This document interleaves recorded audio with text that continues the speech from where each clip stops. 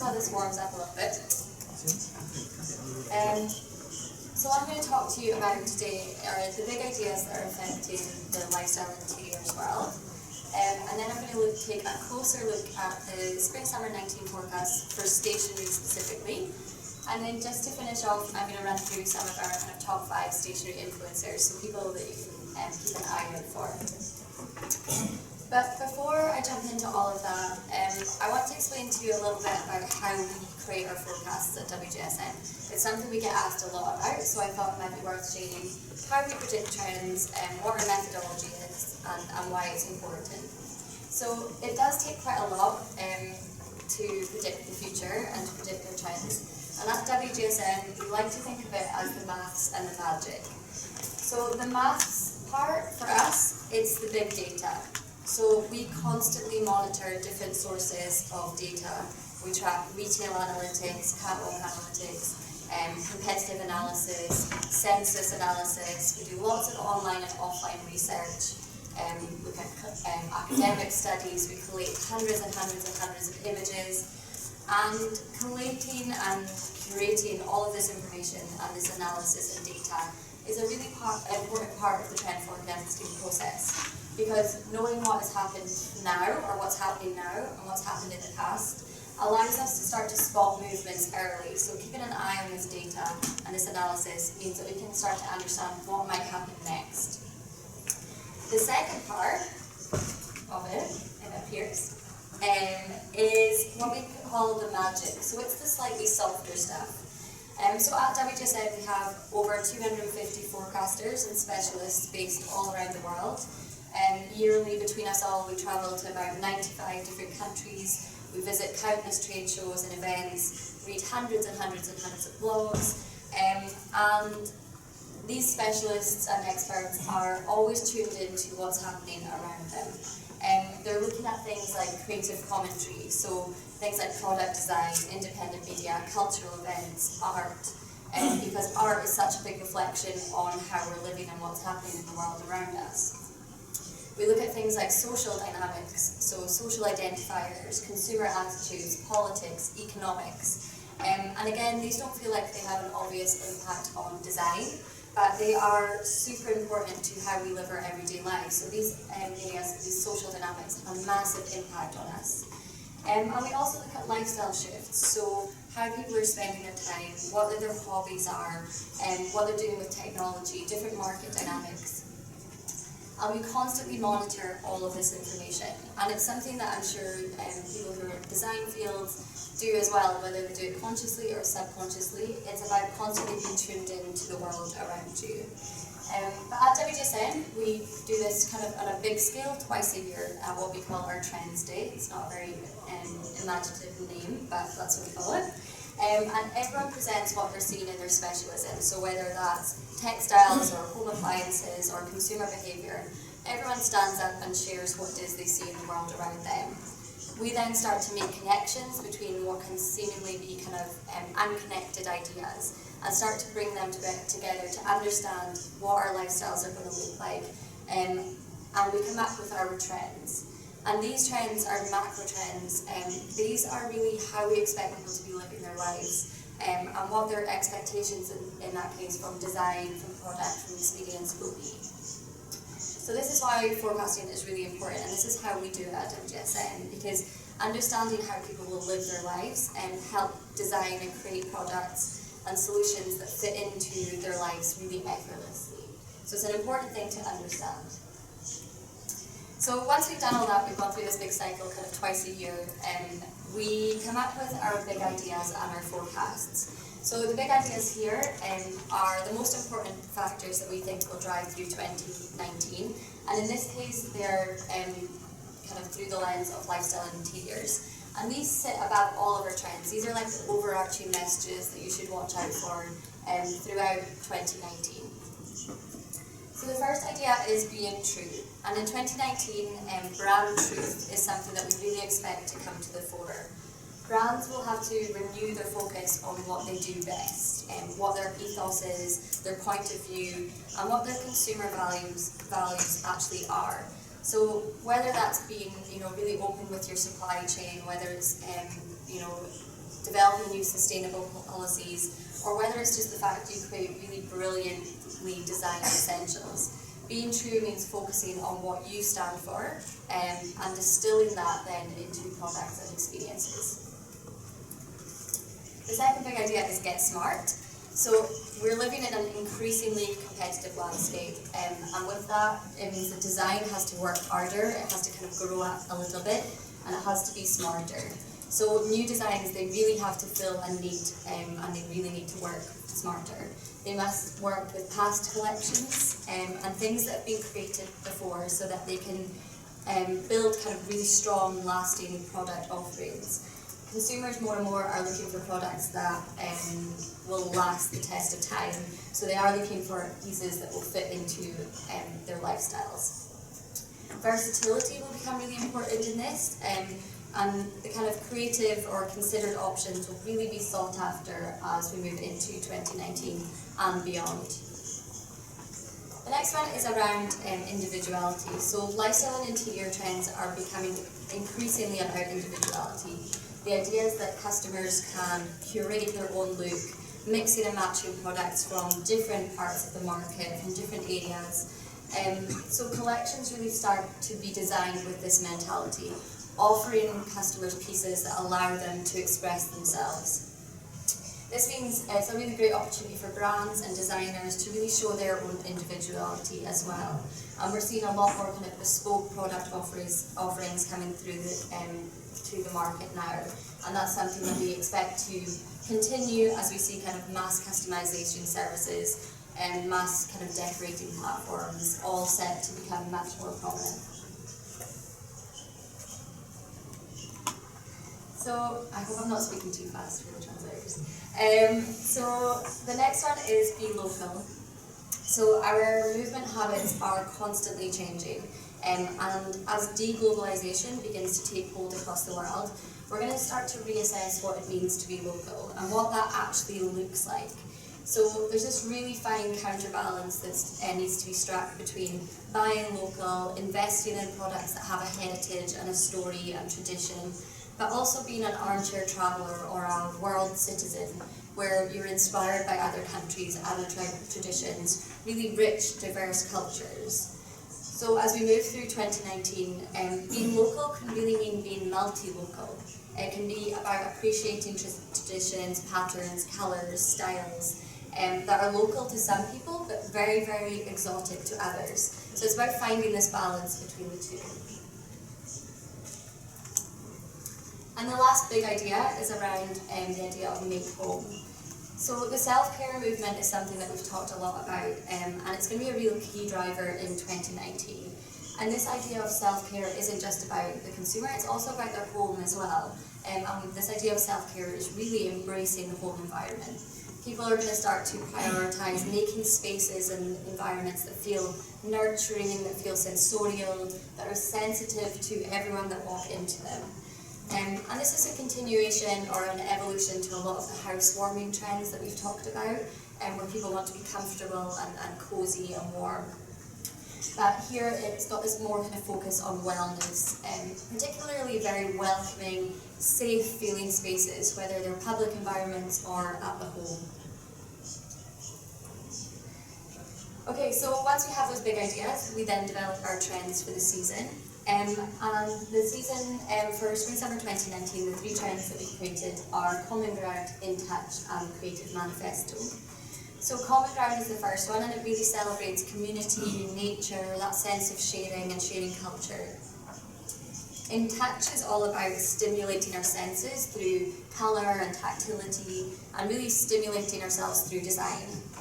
And then Creative Manifesto is the last one, and it's all about self-expression. It's about designs that really kind of challenge and surprise and tease us. So we're going to look at these trends specifically for the world of stationery. So the first trend is Common Ground, and like I said, it's all about celebrating community, nature. It's about a sense of sharing.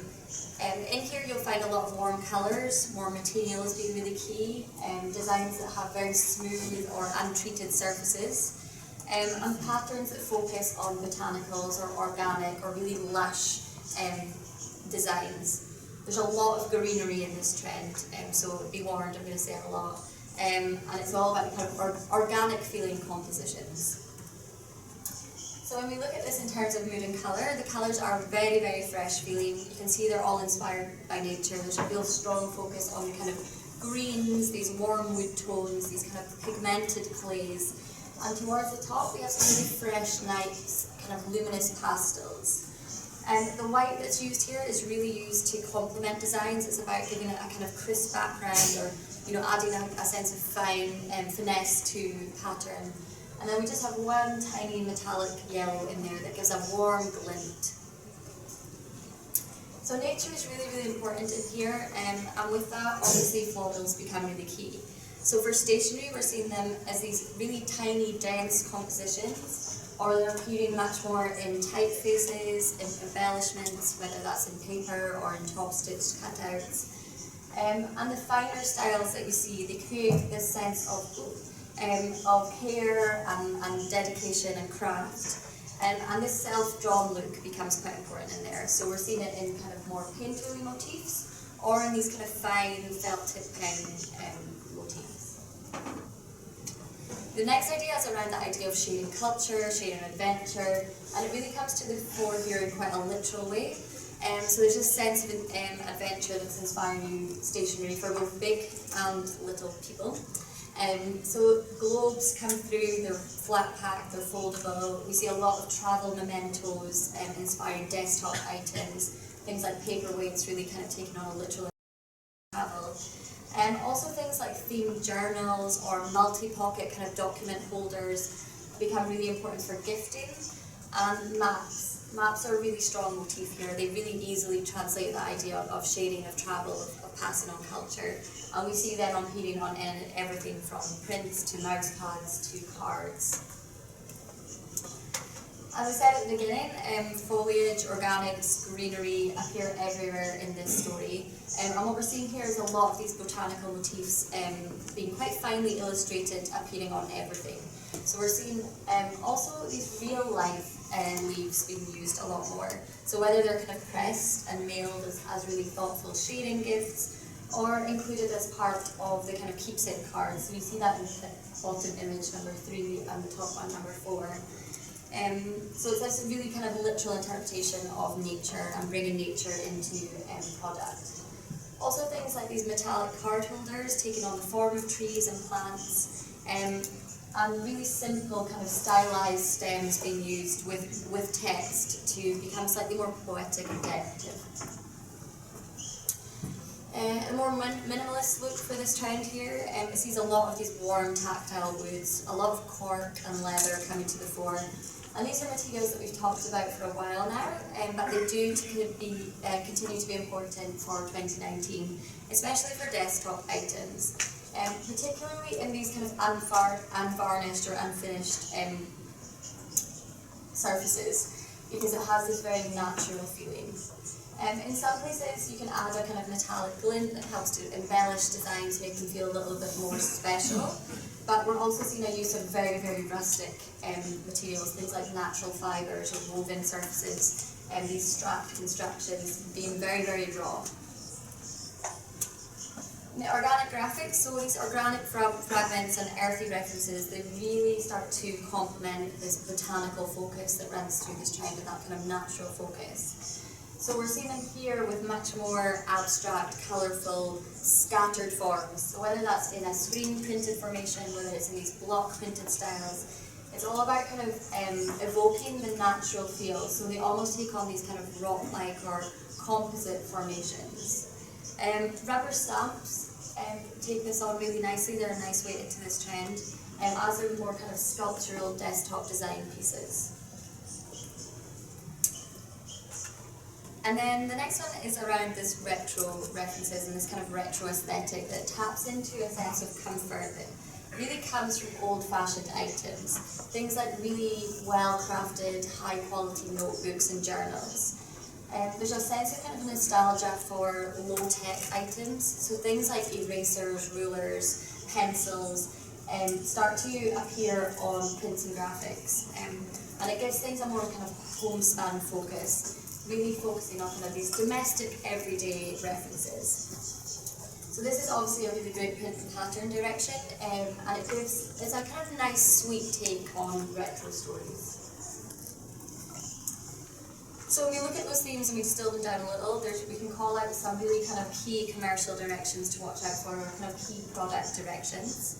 So stationery and paper goods, the focus here is very much on nature, and you can be quite playful with this. So we see things like this calendar, bouquet of flowers, and sticky notes being really literal in their interpretation of leaves, coordinated kind of notebook sets that focus on travel, on these kind of illustrated botanical references or organic designs. And then for the harder kind of desktop items or kind of cases, we're seeing blonde wood, plywood, canvas, felt, leather, all being really important. And in some cases becoming even more personalised with kind of monograms, typeface monograms that are printed or carved in surfaces. Okay, so the next part of this, I just want to explain how this trend kind of fits into the wider lifestyle. So how it looks when it fits in a kind of complete environment, particularly home environments or homework environments, studies, offices, these types of spaces. So there is a desire to move away from kind of tech-heavy environments now, and the need to kind of re-engage with nature is slow, and kind of slow living is definitely influencing domestic spaces. So we're seeing lots of these rustic woods being used, again, woven fibres, natural materials coming through really strongly. And people are starting to kind of curate their space with an eclectic yet kind of warm aesthetic. So there's lots of rustic finishes in here. Everything has a very homely, comforting feel, as well as plenty of botanical references, whether real or illustrated. We're also seeing people create spaces in their homes that are dedicated to creative pursuits, so whether that's for their business or just for their hobby. We're seeing spaces for drawing, for crafting, for sewing coming to the fore, and they have this kind of eclectic, almost unstyled, lived-in aesthetic. Tools and materials are becoming increasingly part of the decor, and so they're left out, they're on display rather than being hidden away. So you can see that really clearly in this middle image here, where the kind of scissors, the stationery, the tools are all used as a feature. And it's about reflecting the creativity of the home owners. And the last way we see this, it fits really nicely with that idea of travel, because we're seeing items like secretaries and bureaus being rediscovered by a new generation, but also being reused by those who remember them first time round. So this kind of vintage retro look works really well with repurposed antique or antique looking pieces. And it sits really nicely with that kind of sweet retro aesthetic that we see coming through in common ground. Okay, so the second trend is in touch. And in touch brings a lot of colour and tactility to the fore. And it's about using colour and using tactility as the key element to kind of stimulate our senses. So colour is increasingly being recognised as a way to enhance our mood and our well-being. And this comes really easily to stationery items, where colour can be played with quite quickly and quite easily. So colour is really important within this story, as you can see. Again, I'm going to talk about in this story colour a lot. So it's about these bold colours that can enliven accessories and paper goods. Lots of saturated tones being paired together, or being worked with more kind of complementary lighter hues. And we're seeing it done in lots of different ways, whether it's kind of gradated effects, monotone approaches, tonal approaches to make a kind of softer look. And it can be matte, it can be shine. It's all about playing with colour and playing with tactility to kind of enhance the surface. So you can see that here in these kind of solid statement colours that we're seeing, really bold use of single colour, lots of saturated hues, and they make a really simple, easy statement. This really is a quick way to add a lot of energy to designs, and the materials, again, they can range from metal surfaces, plastic, rubber, right through to things like suede and paper as well.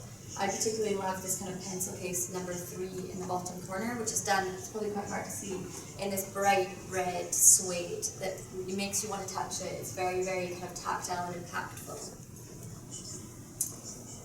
We're also seeing solid colour being used in vibrant blocks that are being kind of spliced together and paired to create very high contrast effects, and it gives things a sense of playfulness.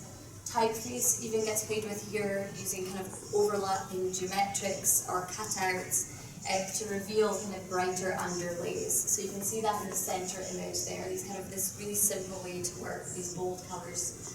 And more kind of simpler solutions look at self-applied or mismatched effects, but this kind of vibrant colour blocking works across a range of items across all categories. And the high shine, so we're also seeing colour enhanced by these high shine materials and finishes that can really emphasise the depth of the saturation, so can really enhance the colour to a new level. So in here we're seeing lots of kind of lucite or glass or varnished metals that give a real glossy shine. And this works really well for things like organisers or tools. For a more marketable option, or a slightly easier option, I guess, these kind of jelly-like plastics and metallics work well, because they can create that similar kind of high shine finish. And I love this one, I want to touch everything on this page. This is all about enticing tactility. So these are these kind of muted surfaces, so the colours may be slightly more muted here, but it's about the surfaces that give designs that kind of interest through tactility and visual appeal. So you can think, it's probably quite hard to see, sorry, you can think about things like soft reliefs to outline patterns on cards, or add ribbed surfaces to kind of harder products. We see lots of these kind of twisted designs creating optical effects on organisers or covers. And also in the top corner, image number 1, which is my favourite, is this kind of inflated or inflatable design. And that helps to bring this slightly more grown-up matte tactility to a younger audience. So you can play with those kind of puffier surfaces as well. It's all about enhancing that kind of tactility, things that make you want to grab them. And then rainbow gradation. So we've seen ombre effects for a number of seasons now, and here it's kind of continuation of that, and it's just about using them in this kind of bolder colorways. It's very much about making an impact, but it's still kind of easy on the eye, it's not too full on. So we're seeing them kind of seep, these ombre effects seep from the cover to the inner pages of notebooks. They're also being used on calendars, on pens. A nice little new update is the use of these kind of pearlescent finishes being used on tapes or added to graphics like you see in the bottom image number 6. Gives it a slightly kind of a feeling of newness, but also a really commercial appeal as well. And then for like paperweights and desk items, we're seeing this use of kind of light reflecting prisms, really simply working with colour and adding that kind of light quality.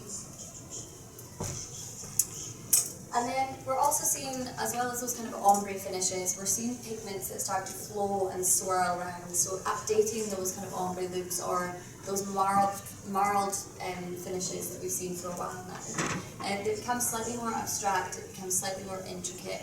And we see lots of metallics and foiling adding a further sense of motion to products. Also these kind of digitalized twirled effects coming through as a kind of nice, easier way to do this trend. Lines and waves here, they all add interest to surface and products, and you can work with this in a number of ways. You can keep it on a flat surface, it adds lots of visual interest, but you can pair it with cutouts, like you see in these kind of sticky notes at the bottom here. I hope you can see them. It adds another layer of interest, and it kind of makes the look more 3D and more impactful. And then the tonal arrangements. So lots of tone-on-tone designs are a more muted way to add colour to desk items and to paper goods. And this is particularly relevant if you think about coordinated sets, where these tonal arrangements can have a really high impact, even though it's kind of very easy and simple. It's about combining different materials together in the same tone, which can add more of that tactile interest and a sense of newness to products. So, some kind of commercial call-outs on this. Colour is often the easiest way to refresh staple products. And what we're seeing here is the use of kind of solid saturated tones, covering products, making a statement across a number of kind of desk items. Especially when you think about those finishes, so think about some of these high gloss or metallic finishes to add extra interest. Small accessories are really key to add colour into as a kind of accent, so things like these sticky notes or these kind of bright pins. Very simple way to play with colour and introduce colour into people's everyday. And then the idea of these kind of soft gradated or swirled surfaces.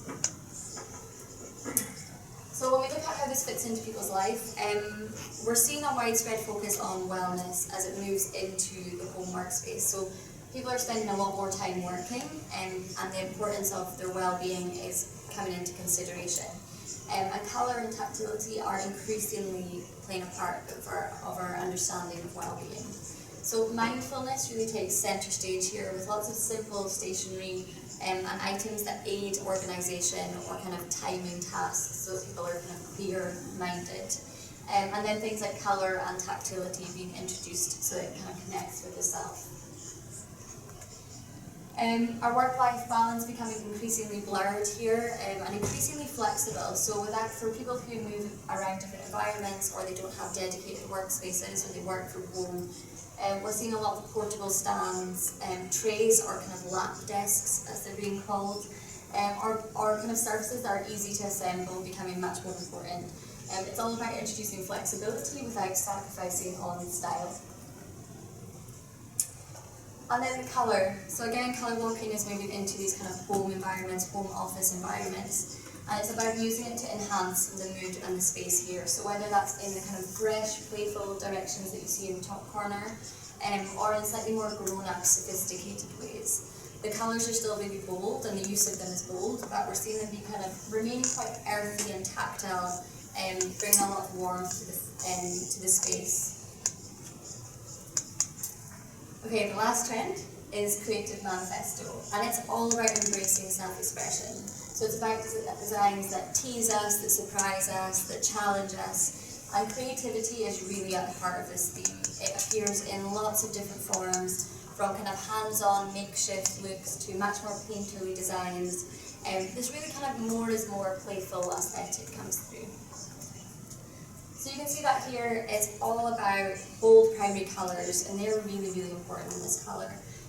What we're seeing for this season is that they have been complemented with slightly softer tones, like the sunburnt orange that you see here, the pale blue above it, and then colours like plywood, pale grey, really strong carbon black at the bottom, anchoring the palette, giving it a real kind of ground or a base to create graphic looks. The DIY and playful elements of this trend are really, really important, and it's about items that feel highly personalised or customisable and are just kind of cheerful. So the first way that we're seeing this is this artistic freedom. So it's all about these really bold painterly directions, giving a lot of kind of free rein to all forms of creativity across paper goods and products. Typefaces are kind of crafted out of composites and pigments that you see with it, number 7 here. And it's about all forms of artistic expression coming together, often in one place and being mixed together. The primary, so as I mentioned at the beginning, primary colours are really important to this story.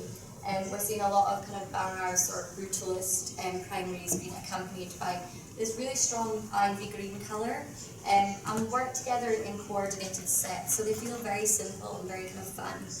The shapes that work super crisp, lots of neat geometrics being used on statement cards, or forming the shape of things like these kind of stackable desk tidies or the magnets that are here in the top corner. Typefaces are a particularly good way to work with these primaries. They kind of are very eye-catching, and they kind of are really easy to tap into these colour stories. And the focus on kind of DIY aesthetics, they can be seen a lot in stationery with this kind of makeshift quality, whether that's a real makeshift quality or a mimicked one. So we're seeing things like stitches being left loose at the edge of notebooks, masking tape inspiring pattern that you see in image number 3 in the bottom corner there. Or just really simply things like folding, binding, cutting, being really key for this story. And then the cheeky graphics, so I really like this one. This is about this more playful side of this trend, and we're seeing it coming through this kind of youthful, tongue-in-cheek quality. So the slogans here and illustrations, they're all very cheerful. They're designed to make you smile. We're seeing innovative things like 3D glasses being used to bring cards or designs to life, to give that kind of added level of play and entertainment.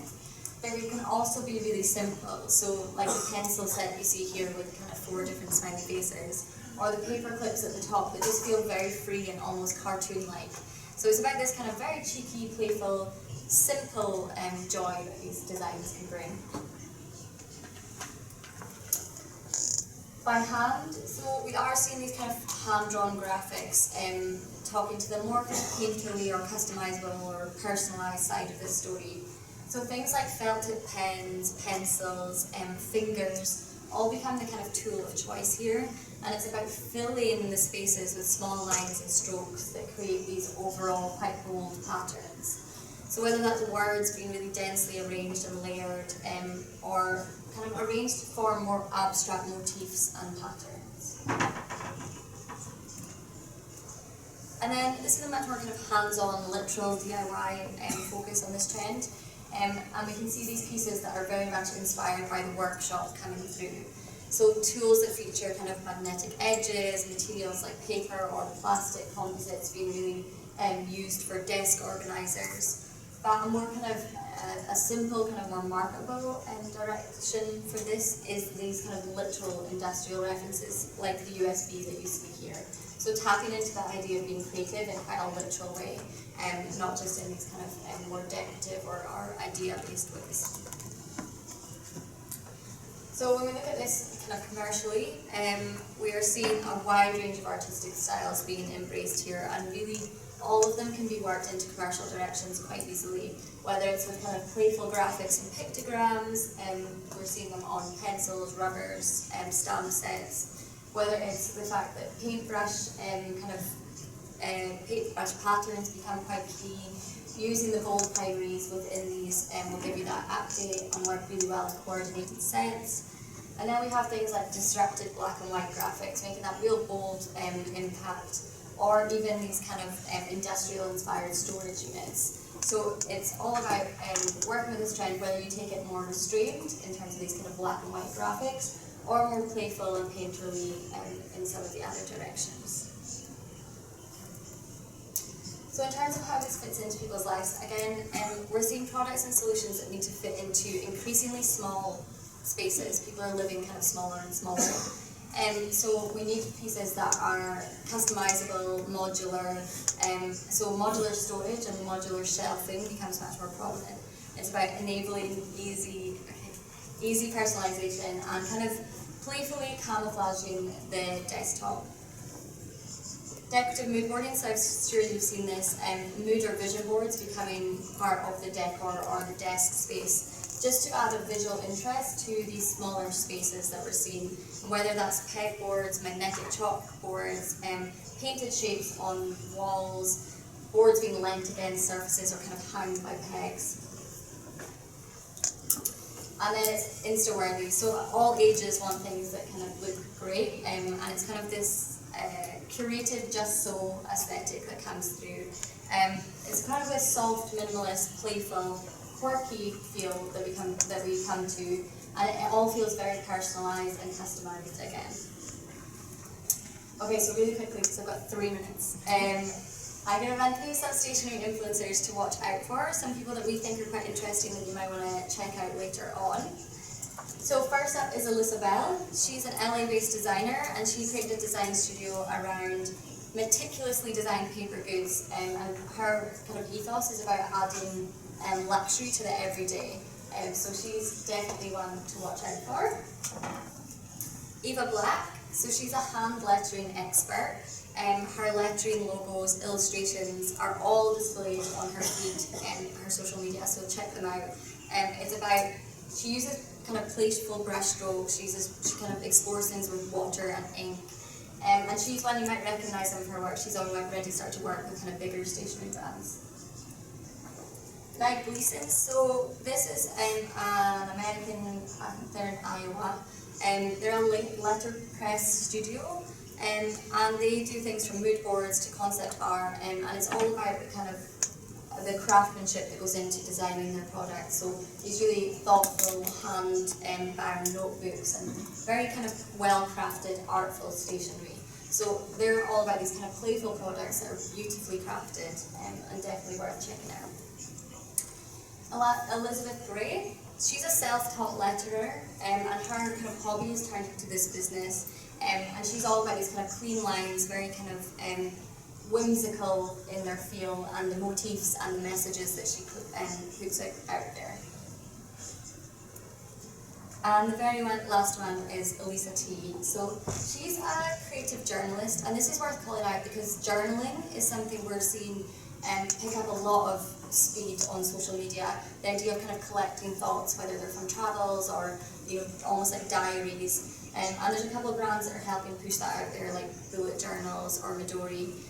But it's about this kind of organised style. So she really combines mindfulness and productivity. And she just kind of, on her Instagram, she shows you the products she uses to create each page. It's really, really beautiful. It's quite soothing to look at. But she uses things like washi tape, rubber stamps, pins, and paper clips. And it has this, although it's quite playful and decorative and illustrative, it's still very clean and minimal. So definitely worth checking out, and watch out for that rise of kind of journaling coming to the fore. And that's it. I'm going to stop talking. So if you'd like to find out more about us, obviously we'll do some Q&A now, but you can all scan this code or use the link. I think it's in the handout as well. So you can find out more about our packaging trends for this year, and you can always get in touch with us at WGSN to find out anything else. Here we go. 好，我们先一个掌声，谢谢我们的讲师 ，Thank you， 好，谢谢。It's time for Q&A。如果大家有问题的话，可不可以举手？然后我们可以来问一下我们的第一位讲师。欢迎大家可以踊跃提问，机会难得。那如果有问题的话，欢迎大家可以举手发问。有吗？有吗？好，看起来。two。好，我们这一位还有后面那一位就 two questions， 两位。Okay, this one is English. Okay. 英文发问。I wonder if all the transfer testing is for all kinds of creative products first, and then you recommend some commercial directions for stationery, or is the forecasting is specific, focused on stationery and related areas? Yeah. So at WGSN we do forecasts for nearly every product category you can imagine. Today I just focused on stationery for today's talk, but we cover the whole kind of gamut of lifestyle and interior product categories. We also do fashion, we do kind of all lifestyle products as well. So what we do is we create one big forecast and then distill it into a specific area. So the ideas that you saw here, the big ideas, will be the same trends for everything from fashion to kind of stationery, but these are the kind of specific directions that we see it working in for this market. Thank you. Does that make sense? Yeah. Yeah? No? Yeah? Okay, so... stationery products companies. Okay. That's why. Yeah, so we do big trends, and then each time we distill it into specific categories like stationery. Yeah. 好，谢谢。那我们这边有第二个问题。Oh, So, I just wonder about vintage and old style classic stationeries, just like the fountain pen or the big pen. Because recently in the world and the Taiwan market, the old style stationery, like the fountain pen, is very high fashion now. Yeah. And so in your presentations, I just heard something about the retro styles. Yeah. So how about your thinking to the future market about the old classic used stationaries, just like the old erasers, Yeah. the old ink pens, the classic old fountain pens with the vintage styles, but more futurized or the more pioneer design, adventurous designs. Yeah, I think that the classic products are much more sought after now because we live in a more high-tech world, so people want things that they can touch, they want to make things, they want to craft things, draw themselves. I think the key is to update those classic pieces in new colorways or finishes, or make them fit into other ranges so that it makes a complete kind of lifestyle sense. So people can imagine, if they have fountain pens, they can see where that would sit on their desk at home. So it has to kind of become part of the wider collection. It can't be like a standalone item. It has to be part of their kind of curated lifestyle. But I definitely think there is an increased want for older, I don't want to call them old-fashioned because they're so beautiful, but retro, yeah, like people want products, they want to be able to make things themselves now, they want to touch things, that's why we see a lot of tactility coming through. And even in the prints and patterns, you can see like people are putting erasers and pencils on as a printed pattern direction. So there is a real want for this more nostalgic product type, definitely. Okay, so which means the retro classic stationery is still available in the future? Yeah, definitely. Yeah, I think especially there's a sense of nostalgia that means that people who used them previously are now using them again, or there's a sense of nostalgia where the younger generation kind of want to use these old-fashioned products, right? So there's both parts. There's the people who are rediscovering and the people who are just discovering it for the first time. So it works in different ends of the market as well. So I think it's important. No problem. 好，那我们因为时间的关系，所以我们目前先2个问题，那待会还会有时间让大家可以私下交流讨论。让我们再一次热情的掌声 ，Thank you so much for